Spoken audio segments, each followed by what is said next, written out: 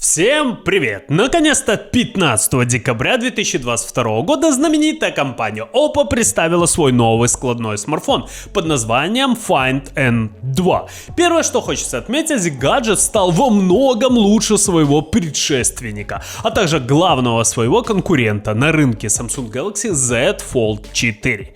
Что интересно, в плане массово-габаритных параметров устройство очень похоже на смартфон от компании Apple, а именно iPhone 14 Pro Max. Компания Oppo перевернула весь мир и показывает многочисленным фанатам, а также простым пользователям, что складной флагман уже вышел на уровень обычного смартфона, что, конечно же, удивляет и даже превзошел его. Пройдемся по корпусу и внешнему виду. Масса перспективного Oppo Find N2 составляет всего 233 грамма, а толщина в разложенном состоянии 7,4 мм. Если брать массу iPhone 14 Pro Max, то она составляет 240 граммов, а толщина вовсе 7,85 мм. Если сравнивать новый смартфон Find N2 с предшественником Oppo Find N, то масса уменьшилась на 36%, ширина корпуса стала меньше на 21%. Также очень сильно улучшили шарнир под названием Flexion второго поколения. В нем меньше деталей, 100 вместо 138. В нем используются современные материалы, такие как углеродное волокно и высокопрочный сплав. Новый дизайн шарнира также сделал менее заметной складку на, конечно же, экране. Шарнир может удерживать любой угол от 45 до 125 градусов. Но самое главное, это, конечно же, цена. Find N2 оказался дешевле топового iPhone, $1150 за Oppo и $1290 за iPhone. Стоит отметить, что цены указаны для китайского рынка. Итак, основные фишки смартфона Oppo Find N2. Это отличные экраны Samsung OLED последнего поколения E6, мощный процессор Snapdragon 8 Plus Gen 1, аккумулятор емкостью 4520 мАч, Android 13 с интерфейсом ColorOS 13 из коробки, чип NFC и стереодинамики с поддержкой Dolby Atmos и многое другое. А теперь поподробнее. С вами канал Первый Обзор. Поехали!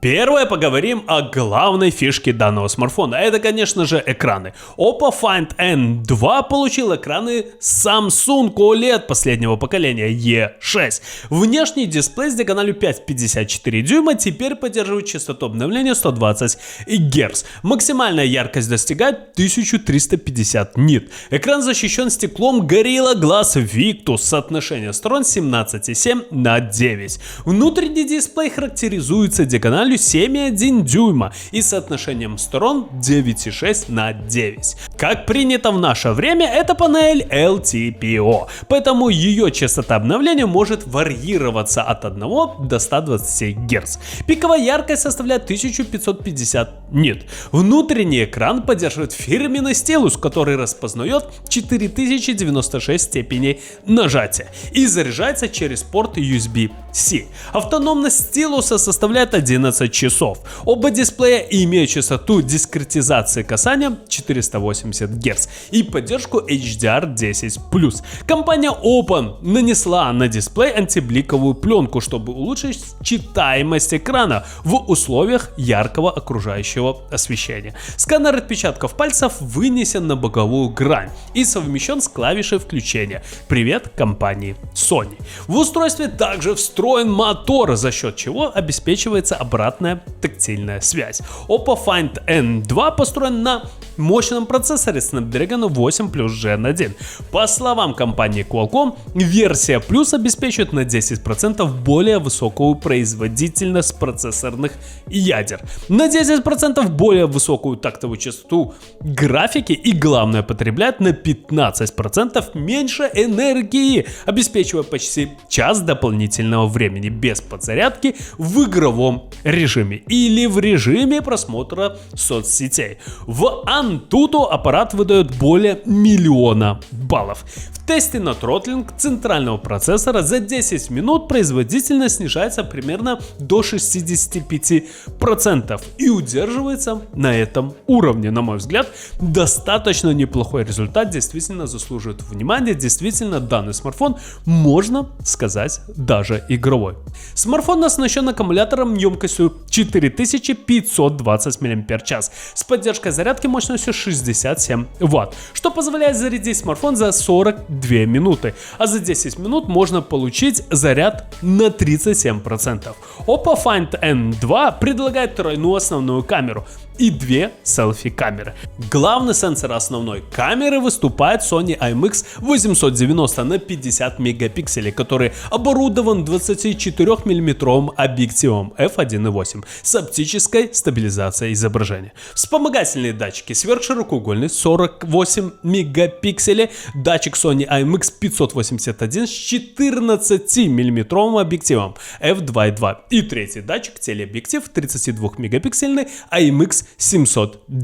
Обе селфи-камеры имеют разрешение 32 мегапикселя. Система камер разработана совместно с Hasselblad. Смартфон в зависимости от конфигурации получил 12-16 гигабайт оперативной памяти LPDDR5 и 256-512 гигабайт своей флеш-памяти UFS 3.1. Напоминаю, эта модификация добавляет энергонезависимый буфер NAND, нужный для увеличения скорости записи, а также функцию, помогающую переводить накопители в режим сна. Также накопитель может информировать другие комплектующие о тротлинге, что позволяет системе оптимизировать производительность при перегреве. В качестве операционной системы используется Android 13 с интерфейсом ColorOS 13 из коробки. Большинство нововведений связаны с конфиденциальностью и безопасностью.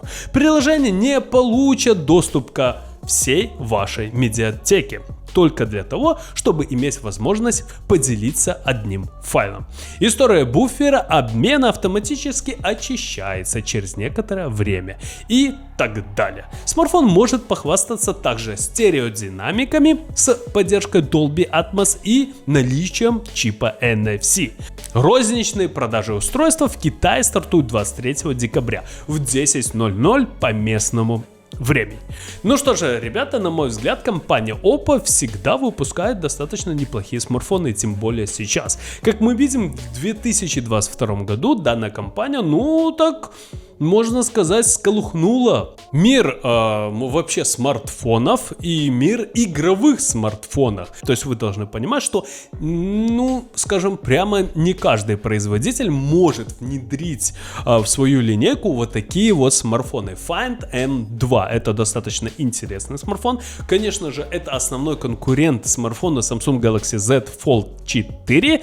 И, на мой взгляд, этот смартфон заслуживает внимания. Конечно же, вы должны понимать, что тут компания вообще поставила в данный гаджет все самое лучшее, которое есть на рынке. Пожалуйста, вам и топовый процессор от компании Snapdragon. Да, скоро будет 8 Gen 2, но все же на данный момент это лучшее решение, которое можно найти на рынке. Второе, мы получим очень крутые экраны производства Samsung. Самые последние экраны, которые есть у компании Samsung, что, конечно же, является большим плюсом. В-третьих, это цена плюс-минус $1100 за такой смартфон. Это вообще подарок. Почему? Потому что тут форм-фактор не такой, как у всех смартфонов, и это действительно смартфон, который будет вызывать удивление многочисленных окружающих. И вы, конечно же, заслужите вот этот хайп.